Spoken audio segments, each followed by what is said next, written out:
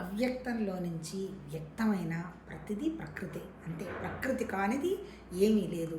ఏంటి ప్రకృతి అంటే? ప్రకృతి అంటే ఎప్పుడూ ఉంటుంది, అంటే వస్తుంది, ఉంటుంది, వెళ్ళిపోతుంది. అంటే 100% మార్పులు జరుగుతూనే ఉంటాయి.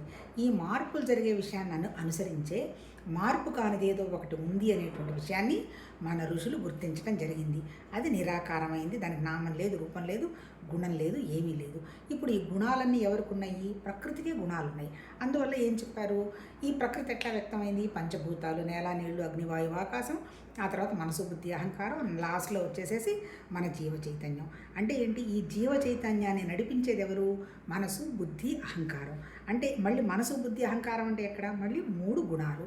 అంటే ఏంటి? ప్రతి చోట అంటే ఎంటైర్ సమిష్టిలో కానీ వెస్ట్లో కానీ ఈ 3 గుణాలు అయితే 100% ఉన్నాయి.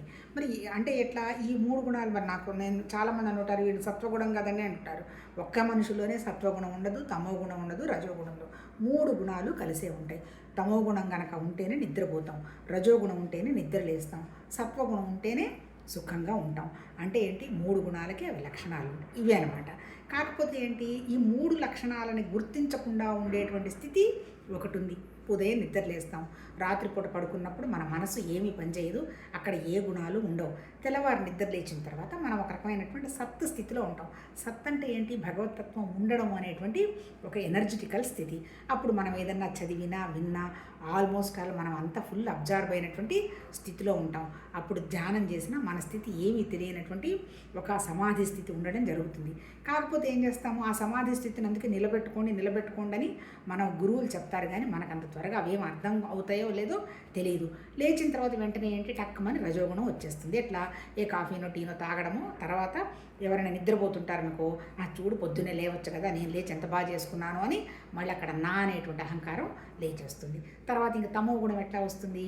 ఆ పెట్టిందేదో మనకు నచ్చకపోవడము, అది బాగాలేదనో ఏం లేదు అనేటప్పటికే మళ్ళీ తమో గుణం రైజ్ అవుతుంది.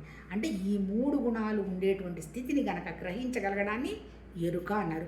పొద్దున పూట ఎరుక అవసరం లేదు, ఎందుకంటే ఆల్రెడీ ఆ స్థితిలోనే మనము ఈజ్ స్థితిలో ఉన్నాము. ఇప్పుడు ఎరుక వచ్చేటప్పటికేంటి? అందుకనే ఏం చెప్తారు? ఏదో ఒక అరగంట ధ్యానమో, ఒక అరగంట పుస్తకం చదవడమో, ఒక అరగంట పూజ చేయడమో ఆధ్యాత్మిక సాధన కాదు. 24 గంటలు ఆ స్థితిలో ఉండగలగడం. ఎట్లా? మన మనసు మీద మనం ఎలర్ట్గా ఉండడం. ఓకే, రజోగుణం లేచింది, రియాక్ట్ అవుతున్నాము, తమో గుణం లేచింది, బద్ధకంగా ఉన్నాము, కావాలి ఆశ అనుకున్నాము, ఎవరైనా చెప్పింది మనం వినడం లేదు, ఇవన్నీ మనకి తెలిసిపోతూ ఉంటాయి. ఈ తెలిసిపోవటం అన్నాన్ని సడన్గా తెలిసిపోవు. సాయంత్రం పూట ఒక 10 నిమిషాలు కూర్చొని ఏం చేశాను, పొద్దున్న నుంచి ఏం జరిగింది, ఎక్కడ రియాక్ట్ అయ్యానని మన గుణాలను మనం